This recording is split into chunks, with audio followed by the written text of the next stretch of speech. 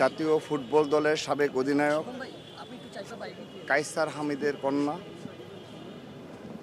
জুলাই যোদ্ধা কারিনা কায়সারের এই অকাল মৃত্যুতে বাংলাদেশ জাতীয় ছাত্রদল আমরা অত্যন্ত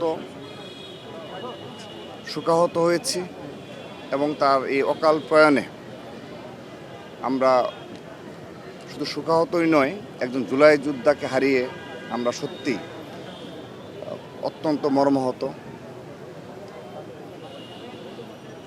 কারিনা কায়সার শুধুমাত্র একজন অভিনেত্রী ছিলেন না, তিনি একজন বিশিষ্ট কন্টেন্ট ক্রিয়েটর এবং চিত্র নির্মাতাও ছিলেন।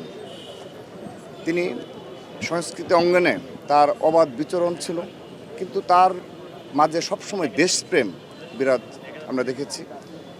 এবং জুলাই আগস্ট গণ অভ্যুত্থানে তিনি যে ভূমিকা পালন করেছেন, আমরা দল মত নির্বিশেষে তার সেই ভূমিকাকে স্মরণ করছি এবং তাকে যেন মহান রাব্বুল আলামিন বেহেশত নসিব করেন তার জন্য দোয়া করছি।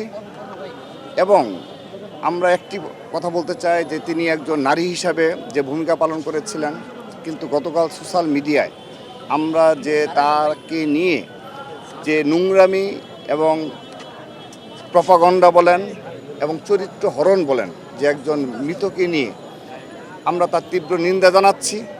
এবং আমরা আগামীতে এমন বাংলাদেশ প্রতিষ্ঠা করব ইনশাআল্লাহ, যেখানে নারীদের চরিত্র হরণ করা এবং সোশ্যাল মিডিয়ার যে প্রপাগন্ডা কেউ এগুলো করতে পারবে না। এবং ফ্যাসিস্টরা যারা পালিয়ে গেছে তাদের যে আস্ফালন, আমরা তার বিরুদ্ধে ঐক্যবদ্ধ হব। ঐক্যবদ্ধভাবে বাংলাদেশপন্থীদের জয় হবে, বাংলাদেশের স্বাধীনতা সার্বভৌমত্ব রক্ষা করব। আজ আমরা সেই প্রতিজ্ঞা নিচ্ছি।